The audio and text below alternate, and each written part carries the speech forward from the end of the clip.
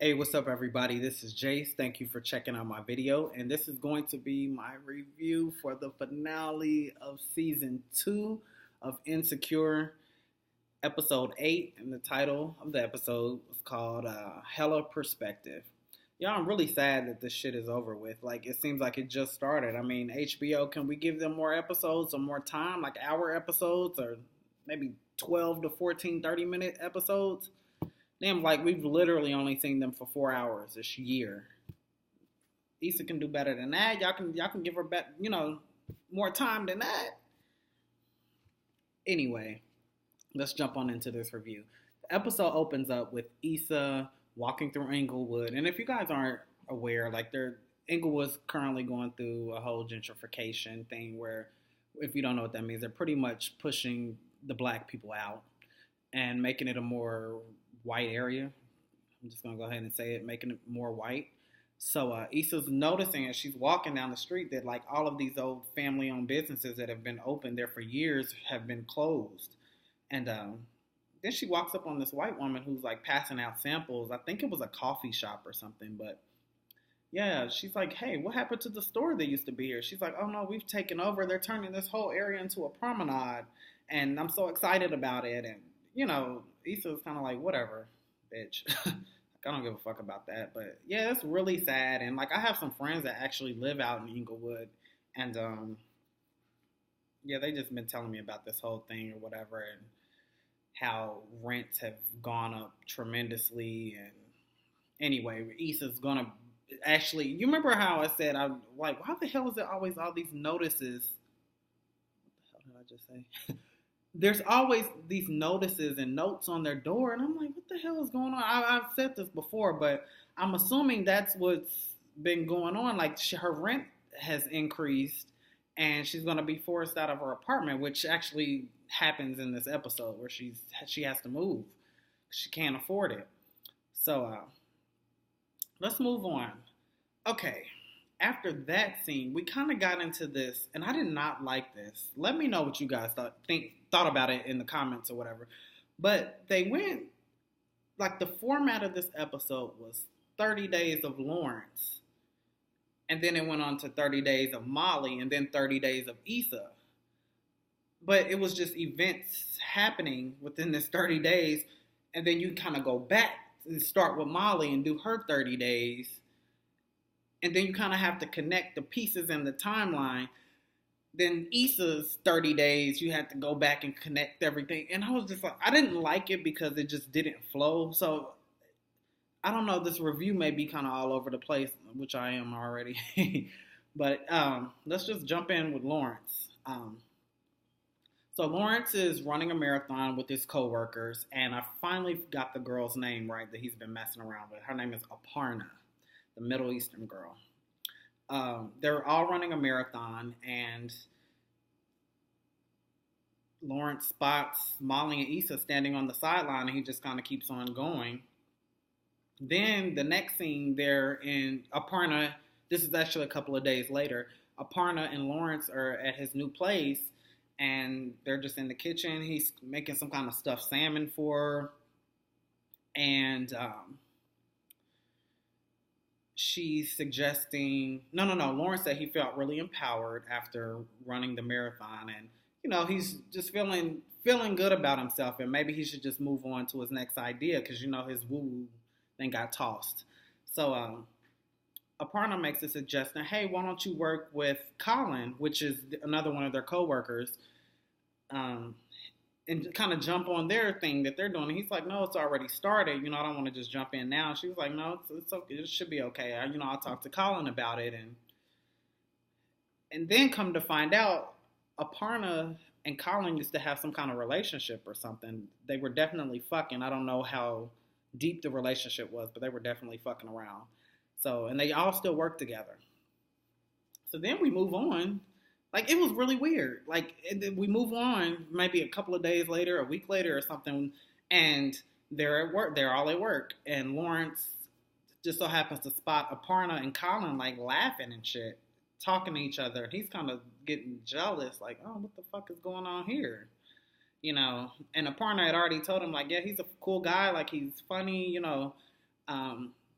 There's nothing going on between us. Like we just messed around and or dated or whatever, and that's that. We just have a working relationship. But he is a funny guy. So Lawrence spots them kind of kikiing, on the side and shit. So his eyebrow is raised. Then the next scene, you see how this is going? Then the next scene, Lawrence is hooking up a TV with fucking Chad. Showed his punk ass up. I can't stand Chad. Chad and Derek, they're over there at Lawrence's new place, helping him plug up a TV. And Lawrence kind of tells them that, Aparna has this thing with Colin at work or whatever. And they're like, oh, no, you need to check that. You need to shut that down because you don't need another dick in the picture and shit like this. Chad just talking this dumbass, corny shit, And Derek is like, yeah, even Tiffany had this guy that was working with her or whatever, and I wasn't feeling that shit, so I had that shit shut down. And I'm like, Derek, what, girl, stop playing games. What did you do? Anyway, then we move on from there. Aparna and Lawrence are in the car. I guess they're going on a date or something, but Aparna is on her phone, and she's reading some kind of text or something, and she's laughing about it. And Lawrence is in his damn feelings, being all pretty much acting like a female. It was like the roles had reversed in this scene. Like she's looking on her phone and he's like trying to talk to her, and she's not really paying attention because she's, busy looking at whatever's going on the phone. And he's like, oh damn, was Colin that funny? And she's like, what are you talking about? Like, this is my sister. She just sent me a picture or a video of my niece, or picture of my niece doing something, and it was like a really cute picture or whatever. So I'm just looking at that, but why the fuck would you bring up Colin? And he just kind of went off, and like he was literally acting like the female, she was like the dude. You know what I mean? So she was like, well, look, you got your own shit going on or whatever. And he was like, no, I don't have my shit. I just don't like liars. So I pretty much called her a liar, and she was like, fuck that. Pull the car over. I'm not dealing with this shit. I done already been here and done that. Pull the car over and let me out. And as he's like pulling over or whatever, Issa just so happens to call him at this moment. And she's like, there's your shit right there. And jumps out the car and leaves. And then Issa leaves him a voicemail. And then the next scene we see with Lawrence is him. I'm sorry, guys. The weather is changing in Chicago, and my throat is giving too much. Yeah. So next thing we see with Lawrence, he's showing up at in the dunes where Issa lives, and he's going into her apartment, and that was Lawrence's 30 days. So then the next scene, 30 days with Molly. We start off with Molly. She is actually interviewing with the new law firm, which happens to be all black partners.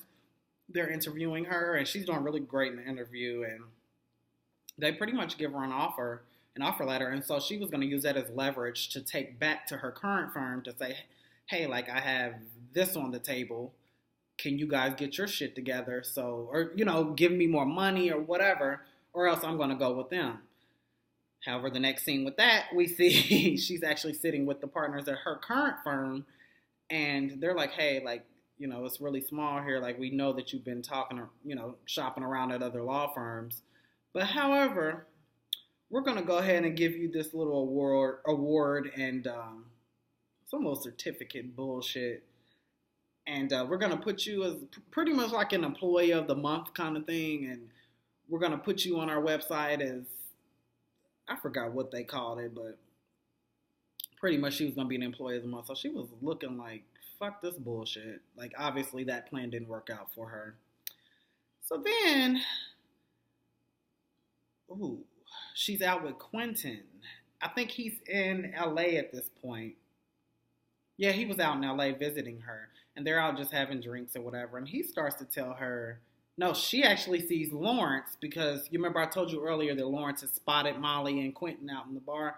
Well, this was where Molly sees him. And Quentin's like, what's going on? Who's that? And, she's like, oh, that's just someone I used to know. And he was like, well, you're the prettiest girl in this place or whatever, so I can understand why every guy would be trying to look at you and shit like that. So, and she called him. She was like, oh, yeah, thanks, homie. You know, kind of curbed him or whatever. But Quentin is definitely into Molly. But she's not allowing, like, she likes him, but she's not really allowing herself to, I guess, like him. So then this scene made me happy. She actually goes back to her therapist because you remember she stopped going to the therapist, and I really liked this woman. And I think it was like the first and second episode of the season. Um, yeah, so she's back with the therapist, and she's talking to her about Quentin, and hmm, Molly said, because you remember she always told Molly that she's always saying that something should happen. Molly's always, like, every time because she has these expectations about everything in her life and how it's supposed to go and how it should go, and with work, with her relationship should go this way. And Molly said, um, it doesn't seem like this is the guy that I should be with. And then she caught herself because she, realized that she had said that shit.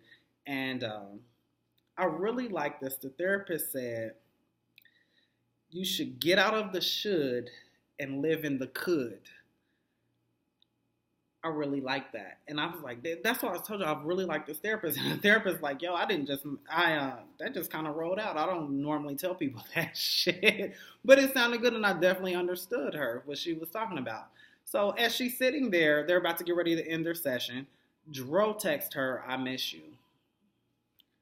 I'm like, Dro, stay your fucking ass away. I'm so over Dro and that whole situation. But I said, see where this is about to go. He's about to creep his ass back in. Anyway, moving on.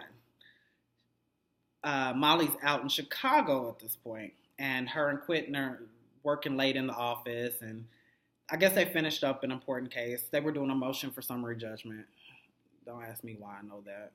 But, they were completing a motion for summary judgment, and he goes and gets a bottle of Hennessy and, just to celebrate or whatever.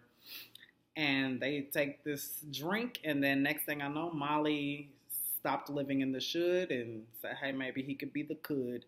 And next thing I know, Molly was on top of him kissing, and he didn't pull his pants down, and they are fucking on the couch in the office. So I was like, okay, Molly, I'm feeling that. And actually, if you don't know this about me, like, I like thicker guys. I don't like skinny, because I don't do Dro. Dro's skinny clown. But I like thicker guys, and like I really like Quentin is really cute, actually. He just grew on me this season, and he's a really sweet guy, and he really seems to be genuinely interested in Molly, and I like that. But I was kind of happy to see. I was like, okay, Quentin, like, and then he was kissing, and I was like, okay, I'm kind of feeling you, Quentin. But yeah, that was that. Moved back on to LA. Then we have the next 30 days with Issa. Okay. So we're back at the marathon. Molly and Issa are actually there supporting Kelly. So that's what while they were actually at the marathon when Lauren saw them. Kelly then texted him and said, yo, I'm at the finish line or something. They're like, damn, like, what is she, a Kenyan woman? Like, what, was she that flew past us? We didn't even see her? And they go and find this bitch. Derek and Tiffany show up at this point, too. And Kelly's sitting down. And actually, Kelly has lost a lot of weight. Like, I saw her face. I didn't even recognize her. And I was like, damn, that's Kelly. Like, she's looking really good. Her face is slimmer, and yeah, it took me a second to even realize that was her. But she's sitting there all wrapped up and shit. And I'm like, what the hell is going on with her? And I'm like, what happened? What happened? She's like, girl, I done got my fucking period. And the bitch got on all white, too. So she's all wrapped up and shit. So I guess she didn't, got blood all on her pants and shit. But yeah, she's carrying on. Derek and Tiffany show up. They announced that they're expecting a baby. Okay. Then this is where Issa tells them that she has to move out of her apartment and shit like that. And then she just so happens to turn around and see Lawrence kissing Aparna, because this is at the finish line at the marathon. So they're hugging, congratulating each other on finishing the race. And they just so happen to kiss. He picks her up and she's hugging him, and then they kiss. So Issa sees that. So then, next scene with Issa, she's at work. And she actually comes clean to the boss, because you remember Frida had been, saying, let's go to their boss at We Got Y'all. And let's let her know about Mr. Gaines, which is the principal at the high school. And Issa always stopped her from doing that. But Issa, in this scene comes clean to the boss. And the boss, got really pissed off. Was like, why the hell didn't you tell me that? And the reason being is because they're having, renting out, I guess, a little room or using one of their rooms on Saturday to host the Latino kids. And she was like, oh, this is really great that you got this going on, but why are we doing this? Why are we doing separate meetings and shit like that? And then that's when Issa was like, well, yeah, Mr. Gaines pretty much only wanted a certain type of kid in the program at school. So we decided to do this on Saturdays for the Latino kids. And that's when the boss was like, which I totally got it at that point. You can't do that. That could easily be some kind of discriminatory lawsuit. You know what I mean? You're having the black kids in the program at the school, but on Saturdays we're gonna do the Latino kid. It's kind of discriminatory. I could see the arguments there, but yeah, boss kind of was like, yeah, we're gonna have to reevaluate, having you out in the field and shit like that. So Issa was, sorry Issa, but next thing with Issa, she's having a yard sale because remember she has to move out of her apartment. Her brother, okay, I don't even know his name, but he's a little too much. He gives me I'm grand, and he really talks down to Issa. Maybe that's just the relationship they have, but he's just too much talking about, because Issa's gonna go stay with him, so we're supposed to go stay with him, and he's like, yeah, you can't be bringing all this shit to my place, and, how long are you going to be staying? And, she's like, oh, I'll be there in 4 days. He was like, well, you said you was going to be there in 5 days. So, I'm just like, why are you being so nasty? He was just being too much to me. He just really talking down to her, and I didn't like that. But, what else happened? So, Issa's pretty much selling everything in her apartment, because the bitch ain't got no money. However, the little thug guy that lives in the dunes, he's out there with some girl. She's trying to buy that blue velvet couch that is very sentimental to Issa and Lawrence. And the girl is like, oh, how much you want for the couch? And next thing we see, Issa's back in the apartment. She ended up not even selling the couch, but she sold everything else, which was cool. So she's standing there looking at this couch, and then she calls up Lawrence, calls up Lawrence and tell him, hey, I'm moving out of my apartment. And this is actually when, you remember I said that Issa had called Lawrence while he was in the car with Aparna. This is when she was calling him to come pick up he had a few boxes of shit there. And she was like, hey, you can come pick up your boxes. And I'm going to be gone on, I think, Saturday from 2 to 6. So you can come by during that time. That way you don't even have to see me or whatever. So that was what the phone call was about. So then the next scene, her brother's bringing her back to the apartment, and she's going to be turning in her keys, which is after the 6 o'clock point. However, when she walks into the apartment, Lawrence is still there. She's like, yo, were you waiting here for me? And he's like, yeah, I was. And this is where the episode, it was a good scene. He started out by saying, I didn't like the way that things ended between us, and I just really want to apologize, and I'm sorry. And I got kind of emotional in this scene, actually, and both of them did too. This was the good scene out of it. He said, I'm sorry for not being who you expected me to be, and I'm sorry for not being who I expected to be, or something. Pretty much, going back to the whole thing about him being on the couch for 2 years or whatever, trying to get his shit together. Pretty much being a bum, And she goes into her apology about, sorry for you not being there when you needed me. I kind of like it all kind of made sense to me. Like, we don't really know the backstory of, because only, when it started last season, all we saw was, him kind of being at the end of the bum phase and Issa cheating on him. So we don't really know, the whole backstory there. But Issa wasn't there for him, and I guess he just wanted some type of encouragement, and she had just kind of, which is part of the reason why she cheated with Daniel anyway. He just seemed like he just needed some kind of encouragement and to push, and at that point, Issa had just given up on it. She was over it, and so she apologized for that, saying, "I'm sorry that you weren't." Shit. Sorry, my screen went black. I'm sorry for not being there when you needed me, and I only wanted the best for you. And I'm sorry that I've done the worst thing that I could have done to you, which was the whole cheating thing. And yeah, they just had this whole, and Lawrence was like teary eyed and shit, and I was like, oh, like he kind of rubbed off on me there, because Lawrence pissed me off all season. But yeah, he kind of rubbed off on me. Like, it was a really good scene. And I'm glad that they had this talk finally, because I feel like they could have done this earlier. I don't know, without all this drama and bullshit because they've been going through bullshit all season. But I guess you just need time to kind of get over things and kind of, because Lawrence was both of them were all in their feelings and shit. So I guess I see how it, maybe if they'd have had this talk earlier, they could have made up or, moved on, but they just been so shitty with each other, But it was a good scene. So,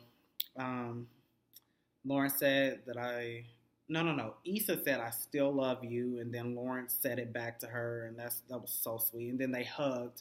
And then Lawrence was like, "Okay, well, I'm about to get ready to go." So he walks out of the apartment, and he's turning around to Issa. And at this point, I had finished my last drop of coffee. And next thing I know, she's about, they're saying their goodbyes or whatever. And then he just drops down to his knees and grabs her hand. And I was like, oh, shit. So I paused it at the scene because I had started, literally gagging. Like, oh, my God. Like, my chest, my heart started beating fast. And I was like, okay, let me go get some more coffee because this is about to be some shit. So I'll come down, make my coffee, come back up to my room. And he proposes to her. He tells her that I can't imagine my life without you. And, will you marry me? And she's like, yes. So I'm like, oh, shit. So then they kind of fast forward a little bit. And there's this whole montage of them coming in from the actual wedding. And they're laying on their blue velvet couch in the same apartment. They're just laying there holding each other. Then they move on. The next scene, they're having this hot, passionate sex. Which, remember, they always kind of had shitty sex, last season and stuff. It was boring as fuck. But this was hot, passionate sex. They were really in love and into each other. And at this point, I was like, hold on, wait a minute. The next scene after that, she was pregnant. Looked like she was about 8 months pregnant. I was like, wait a minute. She got to be going through one of her little daydreaming spells or whatever. And that's exactly what it was. And she's 8 months pregnant. Then the next scene after that, they're walking back into the apartment with this little baby, cute little baby, and they're looking like the happy, perfect couple. And they're both just how we actually want Lawrence and her to be. But yeah, unfortunately, that was one of Issa's notorious dreams. So we go back. And they say their goodbyes, and Lawrence walks away, and she shuts the door. So then we ended the whole 30-day thing. I hope that made some kind of sense, and you can kind of connect the pieces. But yeah, we're at Molly's place, and Issa had, I guess, been staying with her because that brother had just been ridiculous, and I guess she decided not to stay with him or whatever. So they're having this whole Moroccan theme night, which was really cute. And they both had on their little Moroccan attire. They both come out. They're having a great time. Molly got some Moroccan food and had the apartment decorated on, Moroccan themed and stuff. And they were having wine and shit. Like they were just having they were just being like old girlfriends how they used to be, because this season they've hung out, but you remember the last episode they were kind of on bad terms. But yeah, they were acting just like old Molly and Issa that we love to see, quirky, awkward, insecure. It was a good scene. So Issa decides, she's going to go ahead and leave. And at this point, we're thinking she's going to her brother's house. And she actually walks up to the door. And I'm like, okay, this bougie ass brother. I know this ain't his place. So she walking up to this door and then opens up. It's fucking Daniel. My heart dropped because I was like, Daniel is not gone. Y'all know I love fucking Daniel and I want them to be together. He was looking just as good as ever. Issa's like, all she says is, I'm not sleeping on the couch. And he was like, yeah, I know. No. She said, I'm sleeping on the couch. And he was like, yeah, I know. And then she went on in and that was the end of them. So I said, okay. So that kind of left us, gonna see, what happens next season or whatever. Then let's get to this bitch Molly. We see her in the apartment, how she ends out. She's in her condo, or whatever it is, condo apartment. She's picking out a lingerie, trying to be sexy, and I'm like, okay, I'm hoping this Quentin is about to come over. And then, but I said, that would be too obvious. So she's getting her sexy and shit. And then she's walking to the door. Somebody's at the door. Opens up. It's motherfucking Dro. He comes in. He kisses her. And they do what they do. And that's where we ended out with Molly. So that was the end of this season. I'm so sad to see it go so quick.